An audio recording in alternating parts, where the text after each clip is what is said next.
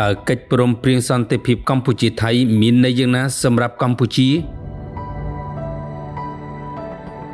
តើមានមនុស្សប៉ុន្មានអ្នកដែលជឿថាចំនួនប្រដាប់អាវុធស៊ីសាច់ហត់ឈាមដែលចៅសៀមឈ្លានពានមកលើបូរណភាពទឹកដីកម្ពុជាអាចបញ្ចប់បន្ទាប់ពីការផ្ទុះអាវុធរយៈពេល5យប់5ថ្ងៃការឈានដល់កិច្ចព្រមព្រៀងឈប់បាញ់បញ្ចប់សង្គ្រាមនេះគឺជាកិច្ចខិតខំប្រឹងប្រែងរបស់ថ្នាក់ដឹកនាំកម្ពុជាយើងដែលស្រឡាញ់សន្តិភាពហើយពុះពៀដៃម្ខាងទប់ទល់ការឈ្លានពានរបស់សត្រូវដៃម្ខាងស្វែងរកការគាំទ្រពីអន្តរជាតិដើម្បីបញ្ចប់សង្គ្រាមរហូតទទួលបានកិច្ចព្រមព្រៀងឈប់បាញ់មួយក្រោមការសម្របសម្រួលពីប្រធានអាស៊ានបច្ចុប្បន្នគឺម៉ាឡេស៊ីជាពិសេសពីប្រធានាធិបតីសហរដ្ឋអាមេរិកលោកដូណាល់ត្រាំនិងមានការចូលរួមយ៉ាងសកម្មពីសាធារណរដ្ឋប្រជាមានិតចិនបន្ទាប់ពីបទឈប់បាញ់ចូលជាធរមាននៅពាក់កណ្ដាលយប់ថ្ងៃទី28កក្កដាឆ្នាំ2025កន្លងទៅក្រោមភាពដ៏កក្លឿនរបស់ចៅសៀមនេះតើមានមនុស្សប៉ុន្មានអ្នកជឿថាកម្ពុជាអាចរក្សានូវការអត់ធ្មត់ការពារមិនឲ្យសង្គ្រាមផ្ទុះឡើងវិញនៅក្នុងរយៈពេល3ខែកន្លងមកនេះកម្ពុជាទាំងថ្នាក់ដឹកនាំទាំងប្រជាពលរដ្ឋកម្ពុជាក្នុងនិងក្រៅប្រទេសបានព្យាយាមអត់ធ្មត់ពីព្រោះយើងឆ្អែតឆ្អន់នឹងសង្គ្រាម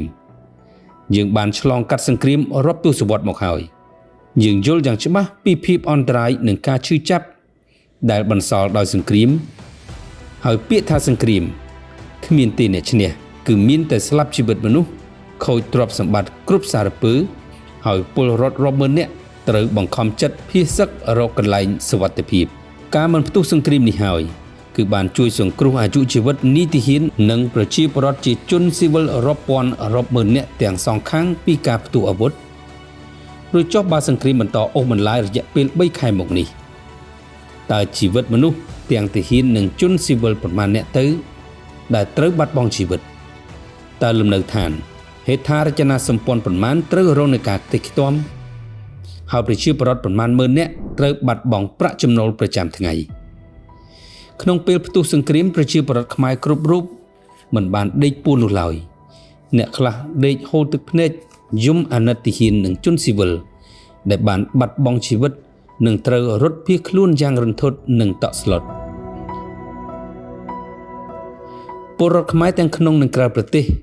ប្រឹងប្រែងប្រាប់ពិភពលោកពីបំណងពិតរបស់កម្ពុជាថាចង់បានសន្តិភាពមិនចង់បានឡើយសង្គ្រាមត្បិតកម្ពុជាឆ្អែតឆ្អន់និងស្អប់សង្គ្រាមខ្លាំងណាស់ជាបំណងធំរបស់ពលរដ្ឋផងជាថ្នាក់ដឹកនាំដែលស្រឡាញ់សន្តិភាពនិងជាអ្នកជឿជាក់យ៉ាងច្បាស់ថាសង្គ្រាមមិនអាចបញ្ចប់ដោយសង្គ្រាមផងនោះទេទើបប្រមុខរាជរដ្ឋាភិបាលនិងថ្នាក់ដឹកនាំគ្រប់ជាន់ថ្នាក់របស់កម្ពុជាបានប្រឹងប្រែងអត់ធ្មត់ក្នុងកម្រិតខ្ពស់បំផុតដើម្បីបញ្ជៀសការផ្ទុះសង្គ្រាមប្រដាប់អាវុធជាថ្មីជាការពិតណាស់កម្ពុជាមិនបានចុះញោមឬខ្លាចអំណាចយោធារបស់ថៃនោះឡើយសង្គ្រាមរយៈពេល5យប់5ថ្ងៃកន្លងទៅនេះវីរៈកងទ័ពនិងយោធាកម្ពុជាបានឈរជើងយ៉ាងរឹងមាំទប់ទល់មិនឲ្យចៅសៀមសម្រេចគោលបំណងក្នុងការឈ្លានពានទឹកដីកម្ពុជាបានឡើយសូម្បីតែមួយទីតាំង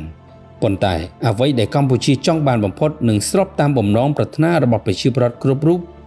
គឺការបញ្ចប់សង្គ្រាមឲ្យបានឆាប់រហ័ស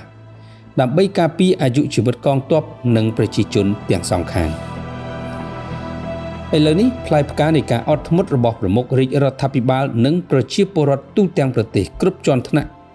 បានហុចផលមកឲ្យកម្ពុជាហើយពីព្រោះយើងមិនត្រឹមតែការពារមិនឲ្យសង្គ្រាមផ្ទុះឡើងវិញថែមទាំងកសាងកេរ្តិ៍ឈ្មោះលើឆាកអន្តរជាតិជាពិសេសបើគ្មានអ្វីប្រែប្រួលទេនោះកិច្ចព្រមព្រៀងសន្តិភាពមួយនឹងត្រូវចុះហត្ថលេខាដោយនាយករដ្ឋមន្ត្រីកម្ពុជានិងថៃក្រោមក្រសែភ្នែកមហាអំណាចពិភពលោកគឺប្រធានាធិបតីសហរដ្ឋអាមេរិកលោកដូណាល់ត្រាំនិងលោកអាន់វ៉ាអ៊ីប្រាហ៊ីមធ្វើជាសាក្សីនៅចុងខែតុលានេះហើយជាពិសេសទៅទៀតនោះគឺទាហានកម្ពុជាដែលថៃចាប់ខ្លួនដោយខុសច្បាប់ក្រោយបទឈប់បាញ់ចំនួន18នាក់នោះនឹងត្រូវបានដោះលែងជួបជុំគ្រួសារវិញផងដែរទោះយ៉ាងណាក្រុមជ្រុលនិយមនៅក្រៅប្រទេសមួយចំនួនបាននឹងកំពុងជល់អន្ទាក់ចោលសៀមឈ្លានពានគឺការបំផុសបំផុលញុះញង់បំបែកបំបាក់កម្លាំងមហាសាមគ្គីជាតិខ្មែរ ដោយបានចោទថាកិច្ចព្រមព្រៀងសន្តិភាពនាពេលខាងមុខគឺជាថ្នូរនឹងសន្តិភាពដែលធ្វើឲ្យកម្ពុជាបាត់បង់ដីជាដើមតើការចុះហត្ថលេខាសន្តិភាពពិតជាមានន័យត្រូវកាត់ដីឲ្យស៊ីមែនឬសម្ដេចធិបតីហ៊ុនម៉ាណែតនាយករដ្ឋមន្ត្រីនៃព្រះរាជាណាចក្រកម្ពុជាបានចេញសារជម្រាបជូនបងប្អូនជនរួមជាតិយ៉ាងច្បាស់ហើយថាកិច្ចព្រមព្រៀងសន្តិភាពគឺនិយាយអំពីការរៀបចំលក្ខខណ្ឌនិងក្រមប្រតិបត្តិនានាសម្រាប់បង្កើតនិងធានានូវបរិយាកាសអំណោយផលដើម្បីឈានទៅការបញ្ចប់ជម្លោះនិងស្ដារឡើងវិញ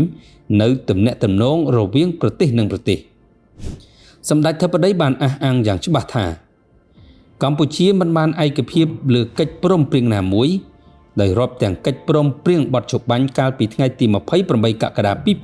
2025និងកិច្ចព្រមព្រៀងសន្តិភាពដែលគ្រោងនឹងចុះហត្ថលេខានៅពេលខាងមុខនោះដែលនឹងធ្វើឲ្យបាត់បង់ដែនអធិបតេយ្យភាពនិងបូរណភាពទឹកដីដែលជាដីស្របច្បាប់របស់កម្ពុជានោះឡើយរាជរដ្ឋាភិបាលកម្ពុជាក៏មិនដែលបានភ្លេចឬក៏បោះបង់កាតព្វកិច្ចនិងសិទ្ធិស្របច្បាប់របស់ខ្លួនក្នុងការការពារដែនអធិបតេយ្យភាព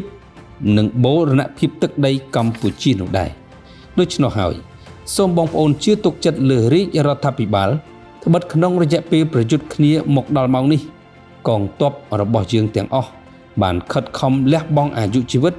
សាច់ស្រស់ឈាមស្រស់ការពារទឹកដីរបស់យើងមិនឲ្យបាត់បង់ឡើយហើយពេលនេះមិនមែនជាពេលដែលបំបីគ្នាមិនជឿទុកចិត្តគ្នាទេមិនថាអ្នកណាមាននិន្នាការណាមួយឡើយតែគឺដើម្បីជាតិខ្មែរនិងវីរៈកងទ័ពរបស់យើងទាំងមូលដែលកំពុងឈរជើងយ៉ាងរឹងមាំនៅតាមបណ្ដោយព្រំដែននិងសូមជឿជាក់លើច្បាប់អន្តរជាតិនិងយន្តការអន្តរជាតិទោះបីជាពេលខ្លះវាមិនបានលឿនដូចអ្វីដែលយើងបានគិតនិងចង់បានក៏ដោយ